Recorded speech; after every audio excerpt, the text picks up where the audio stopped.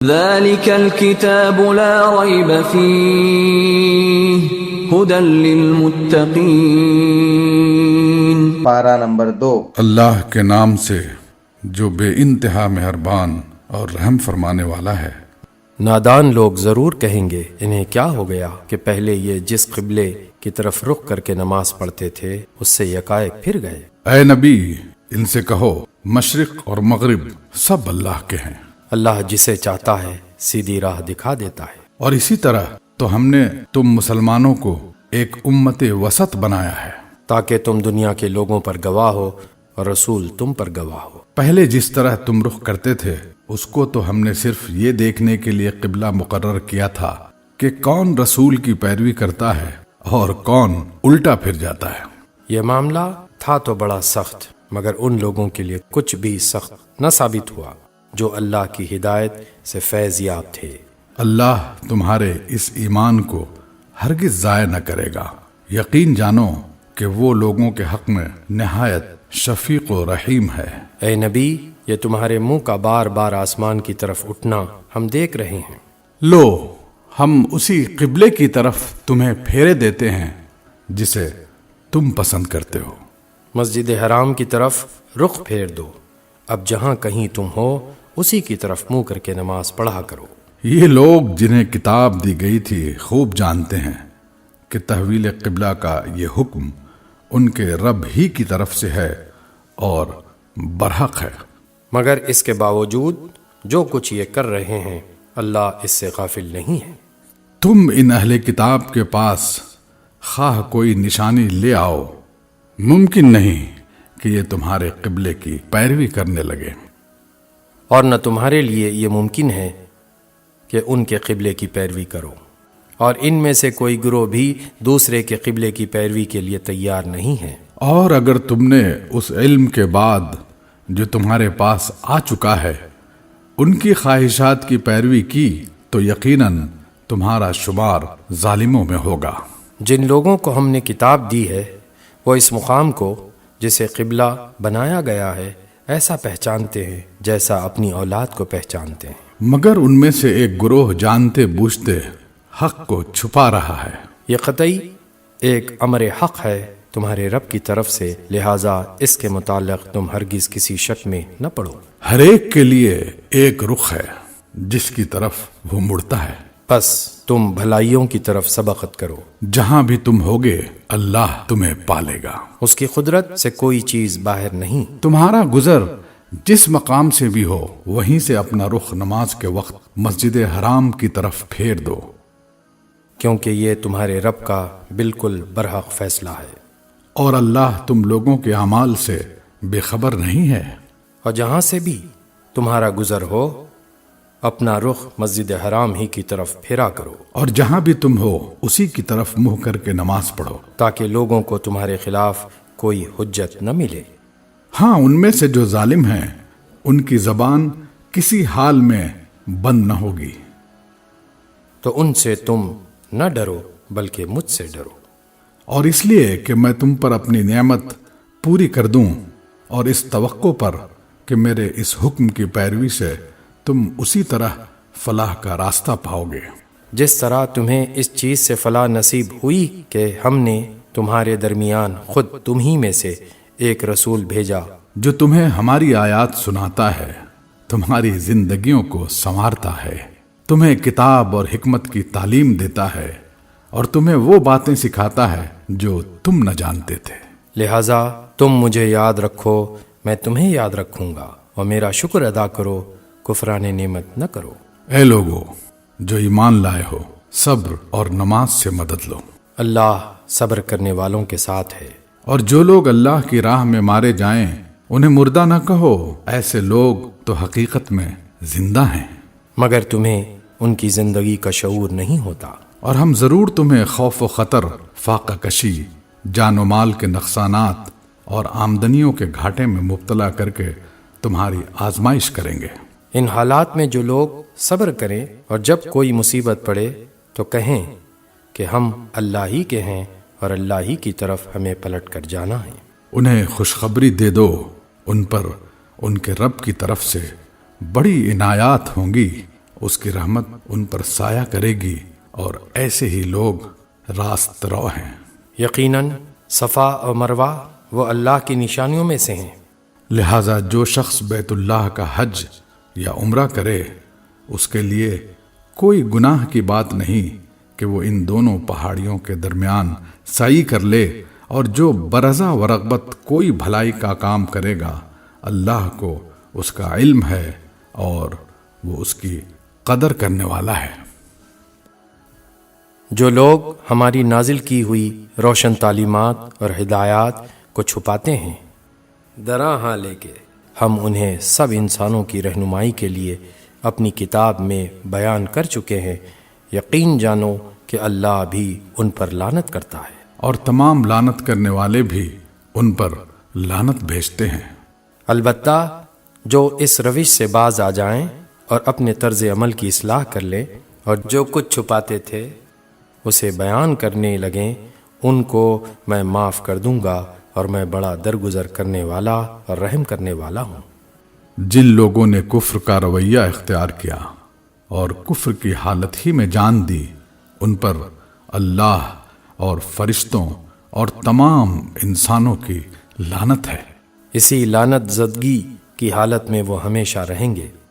نہ ان کی سزا میں تخفیف ہوگی اور نہ انہیں پھر کوئی دوسری مہلت دی جائے گی۔ تمہارا خدا ایک ہی خدا ہے، اس رحمان اور رحیم کے سوا کوئی اور خدا نہیں ہے۔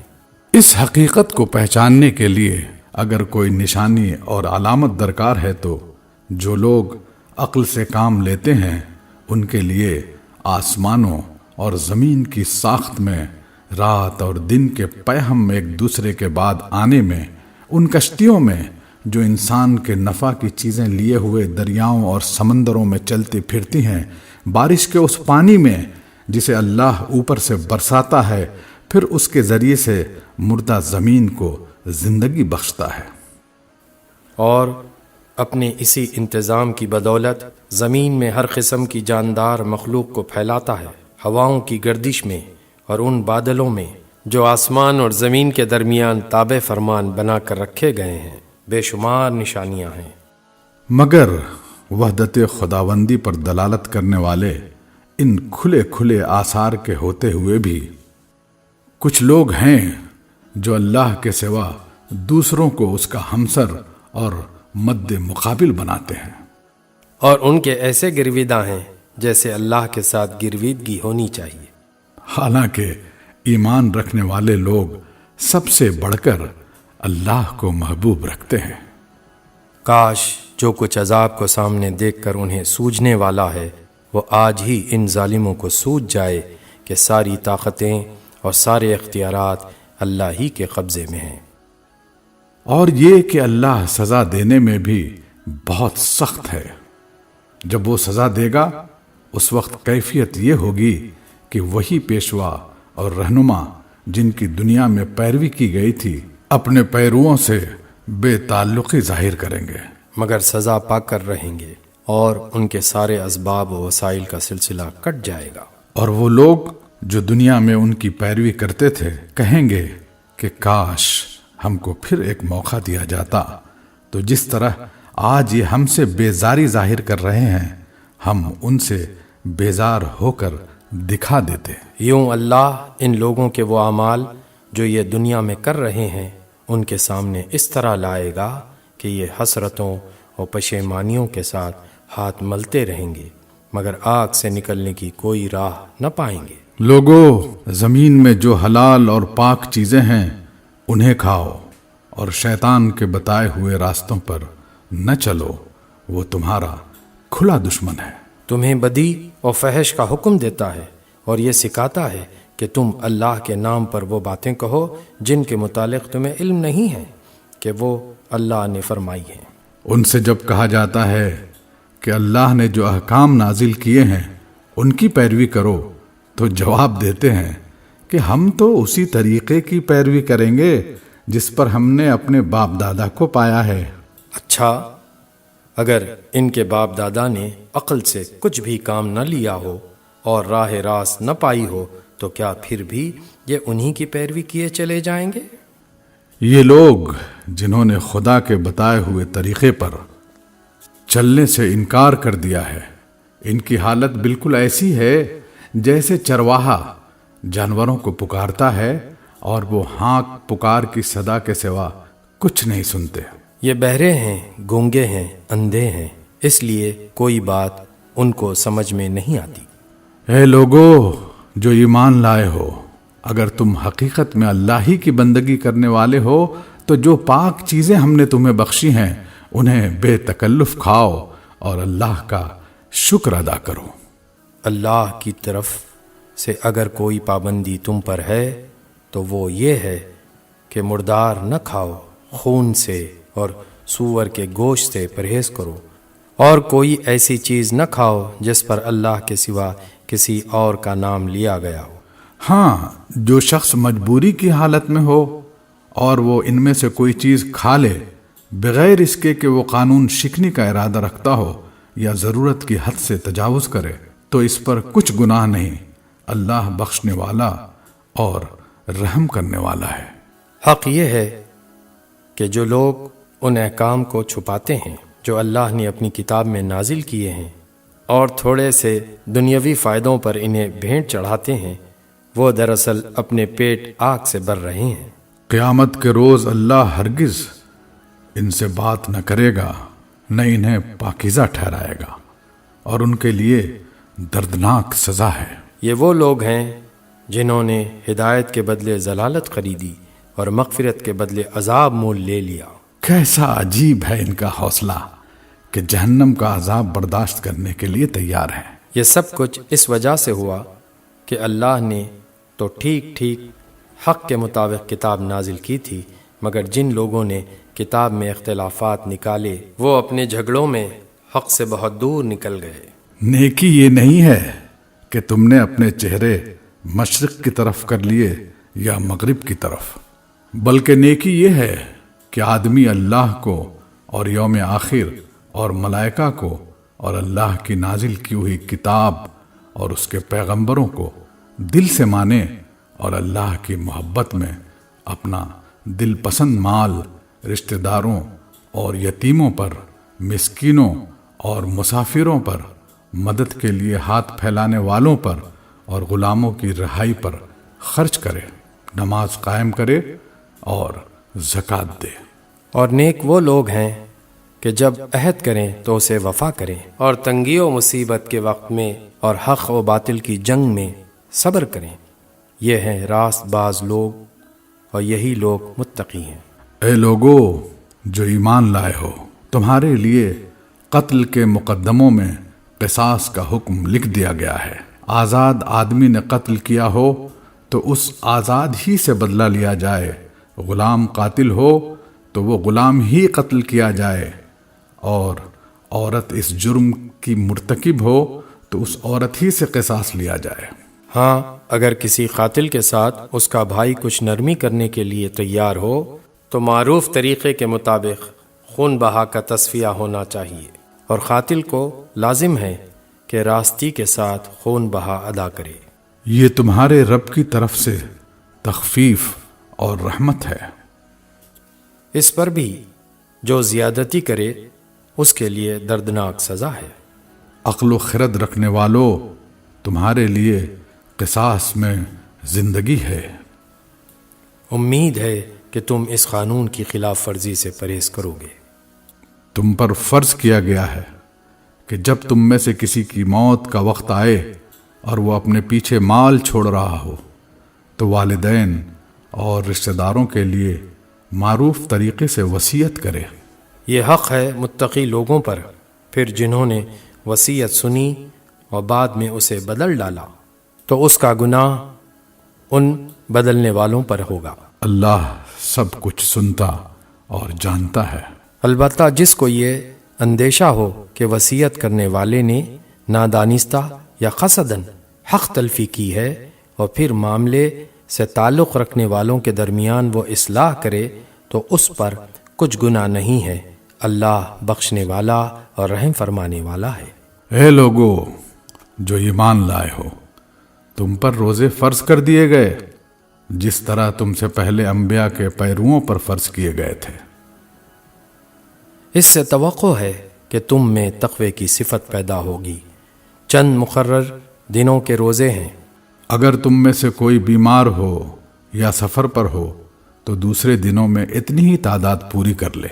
और जो लोग रोज़ा रखने की कुदरत रखते हों फिर न रखें तो वो फिदिया दे। एक रोज़े का फिदिया एक मिस्कीन को खाना खिलाना है। और जो अपनी खुशी से कुछ ज़्यादा भलाई करे तो ये उसी के लिए बेहतर है। लेकिन अगर तुम समझो तो तुम्हारे हक में अच्छा यही है कि रोज़ा रखो। रमज़ान वो महीना है जिसमें कुरान नाजिल किया गया, जो इंसानों के लिए सरासर हिदायत है और ऐसी वाज़ेह तालीमात पर मुश्तमिल है जो राह रास्त दिखाने वाली और हक़ व बातिल का फ़र्क खोल कर रख देने वाली हैं। लिहाजा अब से जो शख्स इस महीने को पाए उसको लाजिम है कि इस पूरे महीने के रोज़े रखे।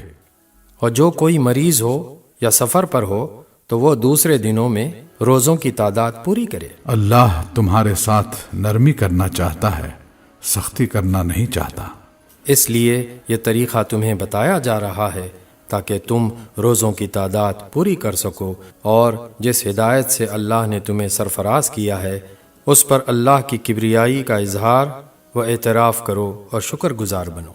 और ए नबी, मेरे बंदे अगर तुमसे मेरे मुताल्लिक़ पूछें तो उन्हें बता दो कि मैं उनसे करीब ही हूँ। पुकारने वाला जब मुझे पुकारता है मैं उसकी पुकार सुनता और जवाब देता हूँ। लिहाजा इन्हें चाहिए कि मेरी दावत पर लब्बैक कहें और मुझ पर ईमान लाएं।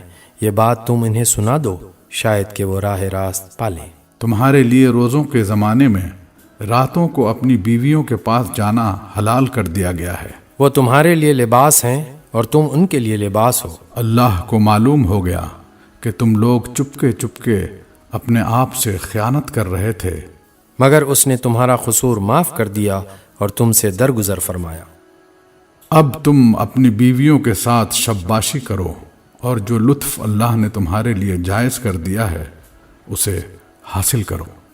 नेज़ रातों को खाओ पियो यहाँ तक कि तुमको सियाही शब की धारी से सुपीद सुबह की धारी नुमाया नजर आ जाए। तब ये सब काम छोड़कर रात तक अपना रोज़ा पूरा करो और जब तुम मस्जिदों में मोतकिफ हो तो बीवियों से मुबाशरत न करो।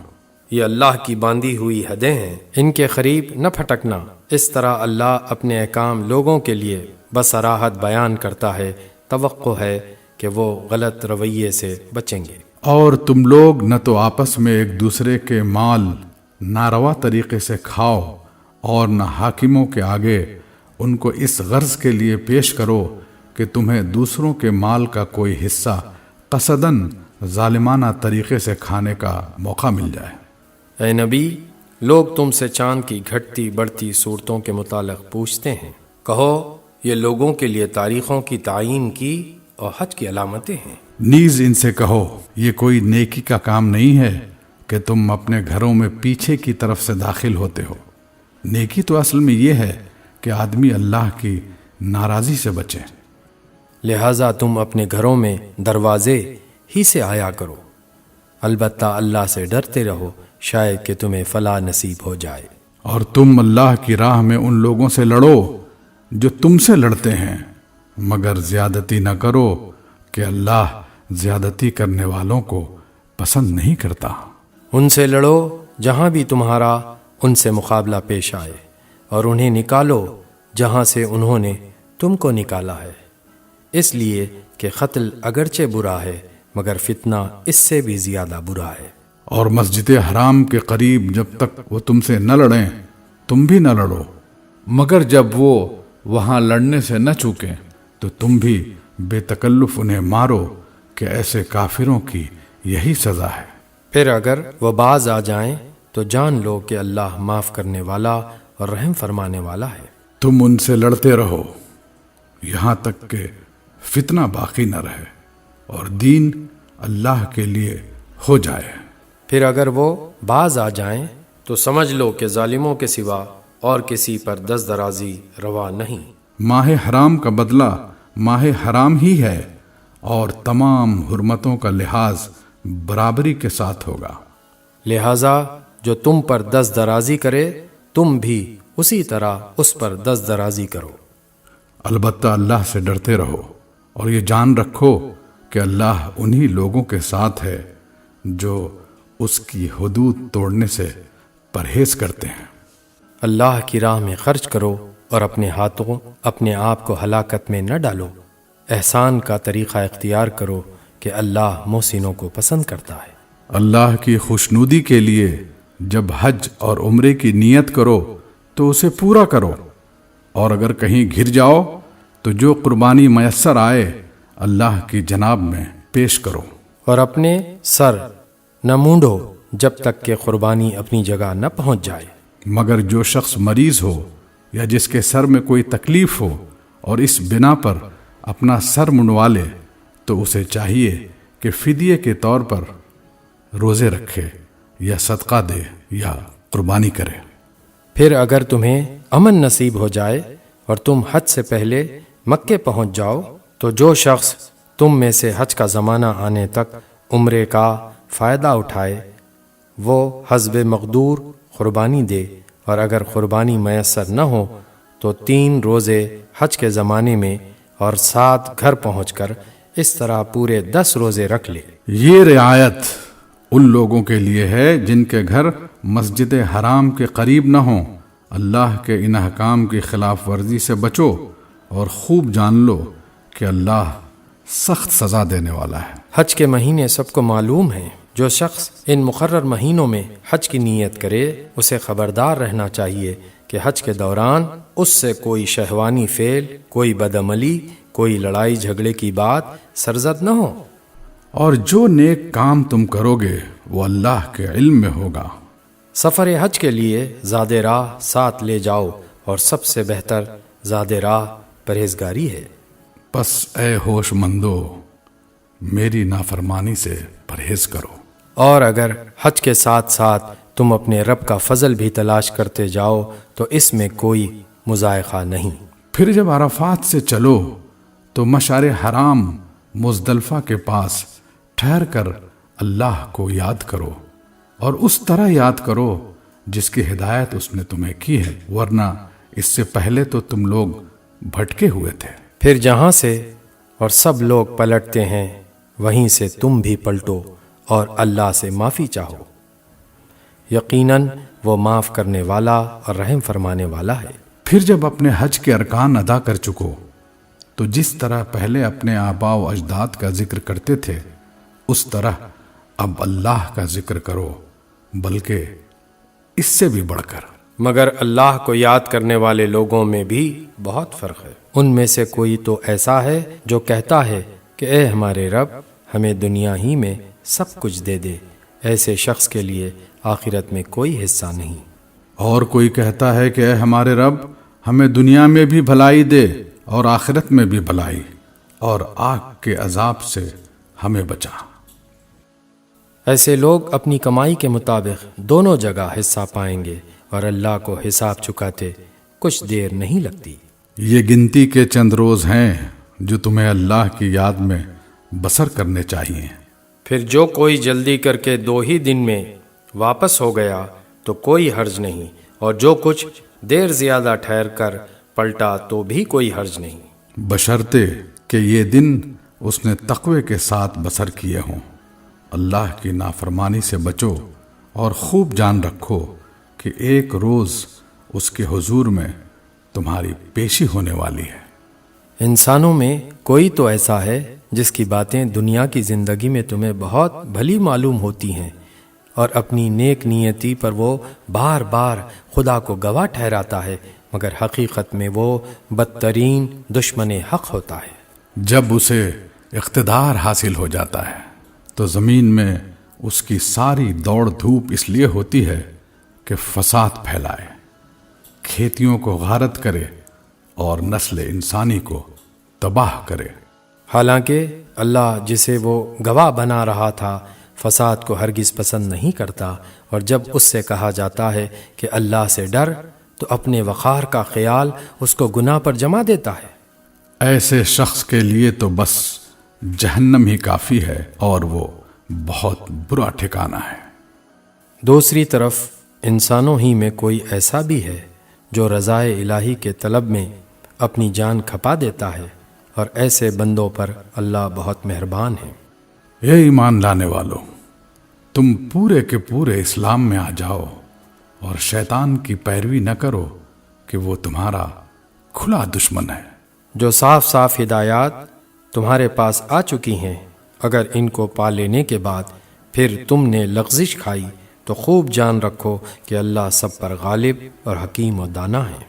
इन सारी नसीहतों और हिदायतों के बाद भी लोग सीधे न हों तो क्या अब वो इसके मुंतज़िर हैं कि अल्लाह बादलों का चत्र लगाए, फरिश्तों के परे साथ लिए खुद सामने आ मौजूद हो और फैसला ही कर डाला जाए। आखिरकार सारे मामलात पेश तो अल्लाह ही के हुजूर होने वाले हैं। बनी इसराइल से पूछो कैसी खुली खुली निशानियां हमने उन्हें दिखाई हैं, और फिर ये भी उन्हीं से पूछ लो कि अल्लाह की नेमत पाने के बाद जो कौम उसको शिकावत से बदलती है उसे अल्लाह कैसी सख्त सजा देता है। जिन लोगों ने कुफ्र की राह इख्तियार की है, उनके लिए दुनिया की ज़िंदगी बड़ी महबूब व दिलपसंद बना दी गई है। ऐसे लोग ईमान की राह इख्तियार करने वालों का मजाक उड़ाते हैं। मगर क़यामत के रोज़ परहेजगार लोग ही उनके मुकाबले में आली मकाम होंगे। रहा दुनिया का रिस्क तो अल्लाह को इख्तियार है, जिसे चाहे बेहिसाब दे। इब्तिदा में सब लोग एक ही तरीक़े पर थे, फिर ये हालत बाकी न रही और इख्तलाफात रोनुमा हुए। तब अल्लाह ने नबी भेजे जो रास रवी पर बशारत देने वाले और कज रवी के नताइज से डराने वाले थे, और उनके साथ किताब बरहक नाजिल की ताकि हक़ के बारे में लोगों के दरमियान जो इख्तलाफात रूनुमा हो गए थे उनका फैसला करे। और इन इख्तलाफात के रूनुमा होने की वजह ये न थी कि इब्तिदा में लोगों को हक़ बताया नहीं गया था, नहीं, इख्तलाफ उन लोगों ने किया जिन्हें हक़ का इल्म दिया जा चुका था। उन्होंने रोशन हिदायत पा लेने के बाद महज इसलिए हक़ को छोड़कर मुख्तलिफ तरीक़े निकाले कि वो आपस में ज़्यादती करना चाहते थे। बस जो लोग अंबिया पर ईमान ले आए, उन्हें अल्लाह ने अपने इज़्न से उस हक़ का रास्ता दिखा दिया जिसमें लोगों ने इख्तिलाफ किया था। अल्लाह जिसे चाहता है राह राज दिखा देता है। फिर क्या तुम लोगों ने यह समझ रखा है कि यूं ही जन्नत का दाखला तुम्हें मिल जाएगा, हालांकि अभी तुम पर वो सब कुछ नहीं गुजरा है जो तुमसे पहले ईमान लाने वालों पर गुजर चुका है। उन पर सख्तियाँ गुजरी, मुसीबतें आईं, हिला मारे गए, हत्ता के वक्त का रसूल और उसके साथी अहले ईमान चीख उठे कि अल्लाह की मदद कब आएगी। उस वक्त उन्हें तसल्ली दी गई, हाँ, अल्लाह की मदद करीब है। लोग पूछते हैं हम क्या खर्च करें? जवाब दो कि जो माल भी तुम खर्च करो अपने वालिदैन पर, रिश्तेदारों पर, यतीमों और मिस्कीनों और मुसाफिरों पर खर्च करो, और जो भलाई भी तुम करोगे अल्लाह उससे बाखबर होगा। तुम्हें जंग का हुक्म दिया गया है और वो तुम्हें नागवार है। हो सकता है कि एक चीज़ तुम्हें नागवार हो और वही तुम्हारे लिए बेहतर हो, और हो सकता है कि एक चीज़ तुम्हें पसंद हो और वही तुम्हारे लिए बुरी हो। अल्लाह जानता है, तुम नहीं जानते। लोग पूछते हैं माहे हराम में लड़ना कैसा है? कहो इसमें लड़ना बहुत बुरा है, मगर राह खुदा से लोगों को रोकना और अल्लाह से कुफ्र करना और मस्जिद हराम का रास्ता खुदा परस्तों पर बंद करना और हरम के रहने वालों को वहाँ से निकालना अल्लाह के नज़दीक इससे भी ज़्यादा बुरा है, और फितना खूनरेज़ी से शदीद तर है। वो तो तुमसे लड़े ही जाएंगे, हत्ता कि उनका बस चले तो तुम्हारे दीन से तुमको फेर ले जाएं। और ये खूब समझ लो कि तुम में से जो कोई अपने दीन से फिरेगा और कुफ्र की हालत में जान देगा, उसके अमाल दुनिया और आखिरत दोनों में ज़ाया हो जाएंगे। ऐसे सब लोग जहन्नमी हैं और हमेशा जहन्नम ही में रहेंगे। بخلاف اس کے جو لوگ ایمان لائے ہیں اور جنہوں نے خدا کی راہ میں اپنا گھر بار چھوڑا اور جہاد کیا ہے، وہ رحمت الہی کے جائز امیدوار ہیں، اور اللہ ان کی لغزشوں کو معاف کرنے والا اور اپنی رحمت سے انہیں نوازنے والا ہے۔ پوچھتے ہیں شراب اور جوئے کا کیا حکم ہے؟ کہو ان دونوں چیزوں میں بڑی خرابی ہے، اگرچہ ان میں لوگوں کے لیے کچھ منافع بھی ہیں، مگر ان کا گناہ ان کے فائدے سے بہت زیادہ ہے۔ پوچھتے ہیں ہم راہ خدا میں کیا خرچ کریں؟ کہو جو کچھ تمہاری ضرورت سے زیادہ ہو، اس طرح اللہ تمہارے لیے صاف صاف احکام بیان کرتا ہے، شاید کہ تم دنیا اور آخرت دونوں کی فکر کرو۔ پوچھتے ہیں یتیموں کے ساتھ کیا معاملہ کیا جائے؟ کہو جس طرز عمل میں ان کے لیے بھلائی ہو وہی اختیار کرنا بہتر ہے۔ اگر تم اپنا اور ان کا خرچ اور رہنا سہنا مشترک رکھو تو اس میں کوئی مضائقہ نہیں۔ آخر وہ تمہارے بھائی بند ہی تو ہیں۔ برائی کرنے والے اور بھلائی کرنے والے دونوں کا حال اللہ پر روشن ہے۔ اللہ چاہتا تو اس معاملے میں تم پر سختی کرتا، مگر وہ صاحب اختیار ہونے کے ساتھ صاحب حکمت بھی ہے۔ تم مشرک عورتوں سے ہرگز نکاح نہ کرنا جب تک کہ وہ ایمان نہ لے آئیں۔ ایک مومن لونڈی مشرک شریف زادی سے بہتر ہے، اگرچہ وہ تمہیں بہت پسند ہو۔ اور اپنی عورتوں کے نکاح مشرک مردوں سے کبھی نہ کرنا جب تک وہ ایمان نہ لے آئیں۔ ایک مومن غلام مشرک شریف سے بہتر ہے، اگرچہ وہ تمہیں بہت پسند ہو۔ یہ لوگ تمہیں آگ کی طرف بلاتے ہیں اور اللہ اپنے اذن سے تم کو جنت اور مغفرت کی طرف بلاتا ہے۔ اور وہ اپنے احکام واضح طور پر لوگوں کے سامنے بیان کرتا ہے۔ توقع ہے کہ وہ سبق لیں گے اور نصیحت قبول کریں گے۔ پوچھتے ہیں حیض کا کیا حکم ہے؟ کہو وہ ایک گندگی کی حالت ہے، اس میں عورتوں سے الگ رہو اور ان کے قریب نہ جاؤ جب تک کہ وہ پاک صاف نہ ہو جائیں۔ پھر جب وہ پاک ہو جائیں تو ان کے پاس جاؤ، اس طرح جیسا کہ اللہ نے تم کو حکم دیا ہے۔ اللہ ان لوگوں کو پسند کرتا ہے جو بدی سے باز رہیں اور پاکیزگی اختیار کریں۔ تمہاری عورتیں تمہاری کھیتیاں ہیں، تمہیں اختیار ہے جس طرح چاہو اپنی کھیتی میں جاؤ، مگر اپنے مستقبل کی فکر کرو اور اللہ کی ناراضی سے بچو۔ خوب جان لو کہ تمہیں ایک دن اس سے ملنا ہے، اور اے نبی جو تمہاری ہدایات کو مان لیں انہیں فلاح و سعادت کی خوشخبری دے دو۔ اللہ کے نام کو ایسی قسمیں کھانے کے لیے استعمال نہ کرو جن سے مقصود نیکی اور تقوی اور بندگان خدا کی بھلائی کے کاموں سے باز رہنا ہو۔ اللہ تمہاری ساری باتیں سن رہا ہے اور سب کچھ جانتا ہے۔ جو بے معنی قسمیں تم بلا ارادہ کھا لیا کرتے ہو ان پر اللہ گرفت نہیں کرتا، مگر جو قسمیں تم سچے دل سے کھاتے ہو ان کی باز پرس وہ ضرور کرے گا۔ اللہ بہت درگزر کرنے والا اور بردبار ہے۔ جو لوگ اپنی عورتوں سے تعلق نہ رکھنے کی قسم کھا بیٹھتے ہیں ان کے لیے 4 مہینے کی مہلت ہے۔ اگر انہوں نے رجوع کر لیا تو اللہ معاف کرنے والا اور رحیم ہے۔ اور اگر انہوں نے طلاق ہی کی ٹھان لی ہو تو جانے رہیں کہ اللہ سب کچھ سنتا اور جانتا ہے۔ جن عورتوں کو طلاق دی گئی ہو وہ 3 مرتبہ ایام ماہواری آنے تک اپنے آپ کو روکے رکھیں، اور ان کے لیے یہ جائز نہیں ہے کہ اللہ نے ان کے رحم میں جو کچھ خلق فرمایا ہو اسے چھپائیں۔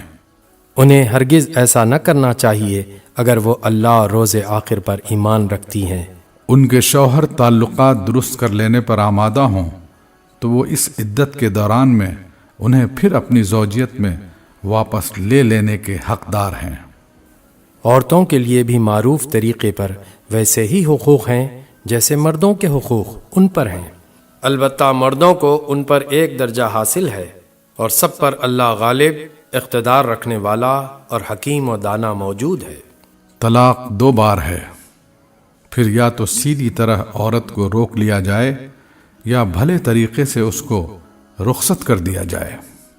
اور رخصت کرتے ہوئے ایسا کرنا تمہارے لیے جائز نہیں ہے کہ جو کچھ تم انہیں دے چکے ہو اس میں سے کچھ واپس لے لو۔ البتہ یہ صورت مستثنیٰ ہے کہ زوجین کو اللہ کے حدود پر قائم نہ رہ سکنے کا اندیشہ ہو۔ ایسی صورت میں اگر تمہیں یہ خوف ہو کہ وہ دونوں حدود الہی پر قائم نہ رہیں گے تو ان دونوں کے درمیان یہ معاملہ ہو جانے میں مضائقہ نہیں کہ عورت اپنے شوہر کو کچھ معاوضہ دے کر علیحدگی حاصل کر لے۔ یہ اللہ کی مقرر کردہ حدود ہیں، ان سے تجاوز نہ کرو، اور جو لوگ حدود الہی سے تجاوز کریں وہی ظالم ہیں۔ پھر اگر 2 بار طلاق دینے کے بعد شوہر نے عورت کو تیسری بار طلاق دے دی تو وہ عورت پھر اس کے لیے حلال نہ ہوگی، الا یہ کہ اس کا نکاح کسی دوسرے شخص سے ہو اور وہ اسے طلاق دے دے۔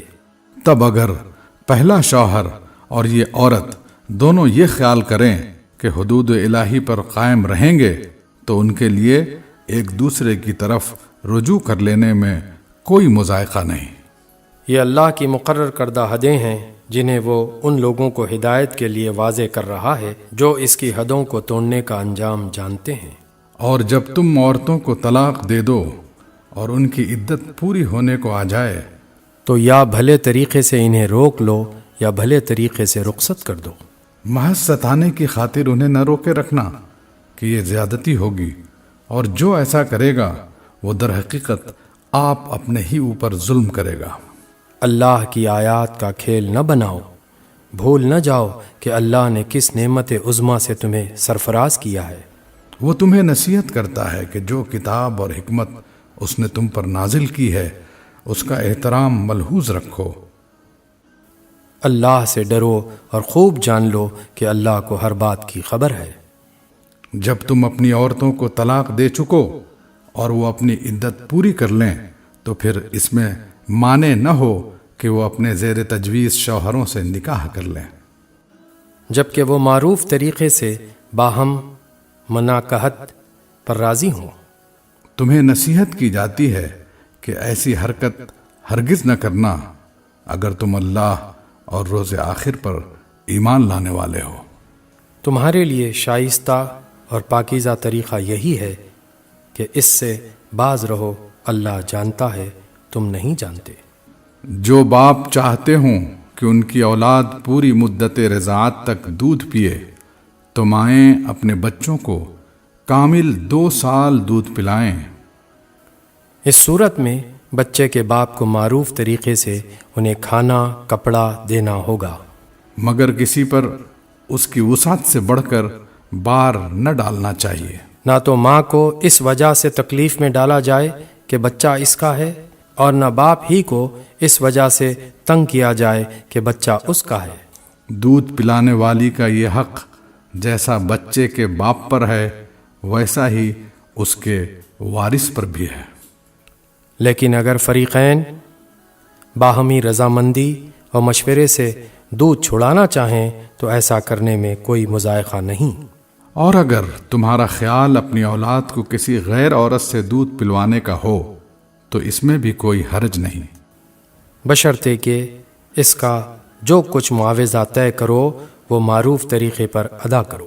اللہ سے ڈرو اور جان رکھو کہ جو کچھ تم کرتے ہو سب اللہ کی نظر میں ہے۔ تم میں سے جو لوگ مر جائیں ان کے پیچھے اگر ان کی بیویاں زندہ ہوں تو وہ اپنے آپ کو 4 مہینے 10 دن روکے رکھیں۔ پھر جب ان کی عدت پوری ہو جائے تو انہیں اختیار ہے اپنی ذات کے معاملے میں معروف طریقے سے جو چاہیں کریں۔ تم پر اس کی کوئی ذمہ داری نہیں۔ اللہ تم سب کے اعمال سے باخبر ہے۔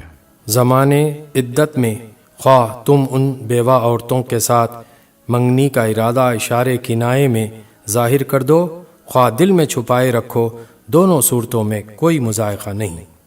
اللہ جانتا ہے کہ ان کا خیال تو تمہارے دل میں آئے گا ہی، مگر دیکھو خفیہ عہد و پیمان نہ کرنا، اگر کوئی بات کرنی ہے تو معروف طریقے سے کرو، اور عقد نکاح باندھنے کا فیصلہ اس وقت تک نہ کرو جب تک کہ عدت پوری نہ ہو جائے۔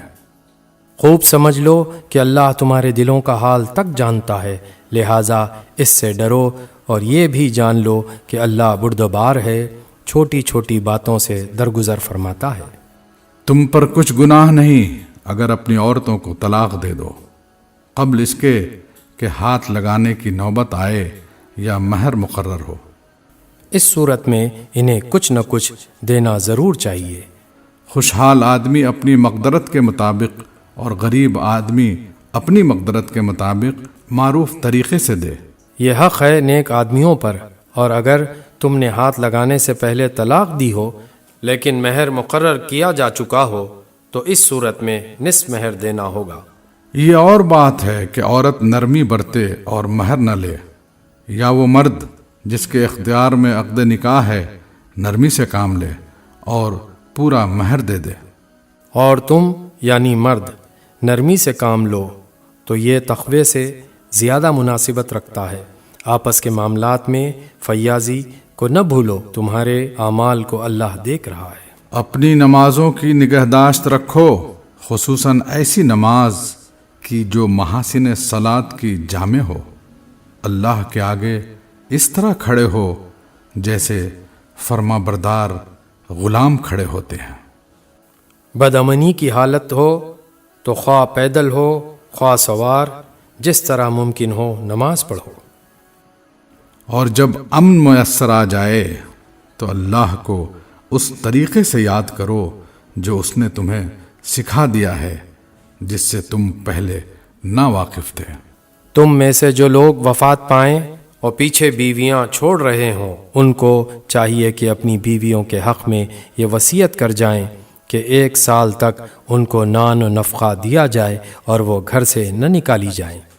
پھر اگر وہ خود نکل جائیں تو اپنی ذات کے معاملے میں معروف طریقے سے وہ جو کچھ بھی کریں، اس کی کوئی ذمہ داری تم پر نہیں ہے۔ اللہ سب پر غالب، اقتدار رکھنے والا اور حکیم و دانا ہے۔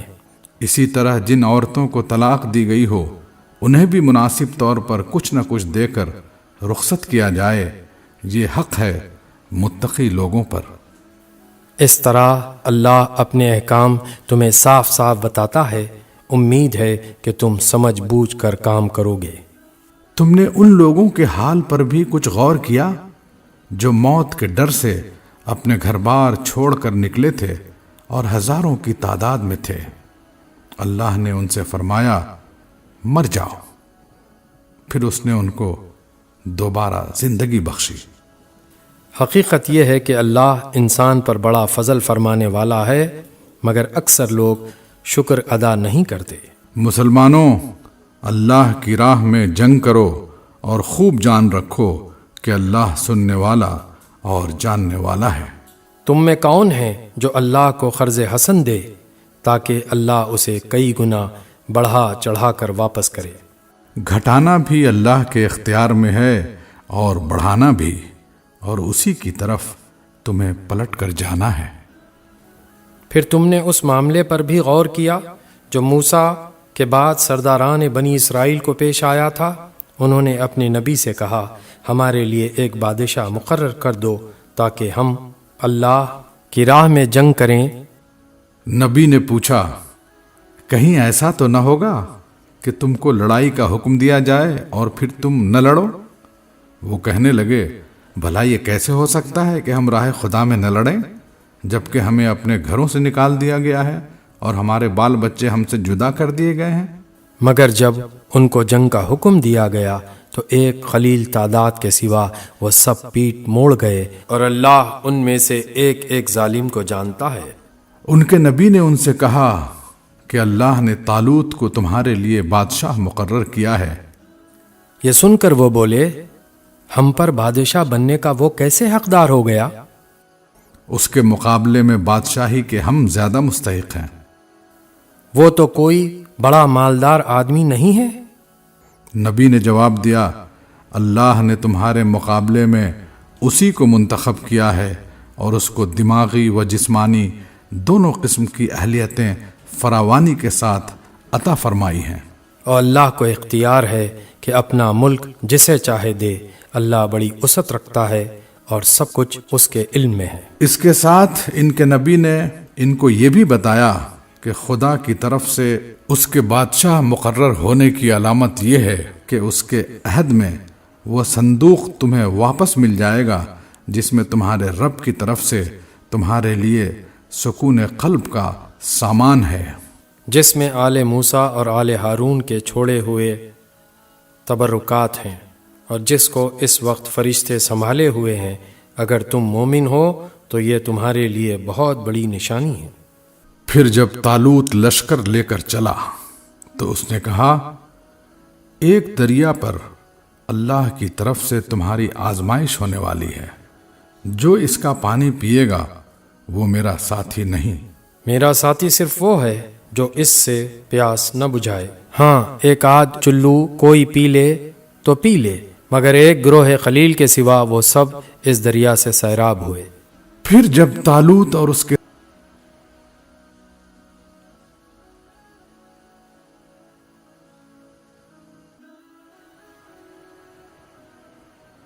لیکن جو لوگ یہ سمجھتے تھے کہ انہیں ایک دن اللہ سے ملنا ہے، انہوں نے کہا، بارہا ایسا ہوا ہے کہ ایک قلیل گروہ اللہ کے اذن سے ایک بڑے گروہ پر غالب آ گیا ہے۔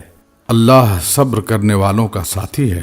اور جب وہ جالوت اور اس کے لشکروں کے مقابلے پر نکلے تو انہوں نے دعا کی، اے ہمارے رب، ہم پر صبر کا فیضان کر، ہمارے قدم جما دے اور اس کافر گروہ پر ہمیں فتح نصیب کر۔ آخرکار اللہ کے اذن سے انہوں نے کافروں کو مار بھگایا اور داؤد نے جالوت کو قتل کر دیا، اور اللہ نے اسے سلطنت اور حکمت سے نوازا اور جن جن چیزوں کا چاہا اس کو علم دیا۔ اگر اس طرح اللہ انسانوں کے ایک گروہ کو دوسرے گروہ کے ذریعے سے ہٹاتا نہ رہتا تو زمین کا نظام بگڑ جاتا۔ لیکن دنیا کے لوگوں پر اللہ کا بڑا فضل ہے کہ وہ اس طرح دفع فساد کا انتظام کرتا رہتا ہے۔ یہ اللہ کی آیات ہیں جو ہم ٹھیک ٹھیک تم کو سنا رہے ہیں، اور اے محمد تم یقیناً ان لوگوں میں سے ہو جو رسول بنا کر بھیجے گئے ہیں۔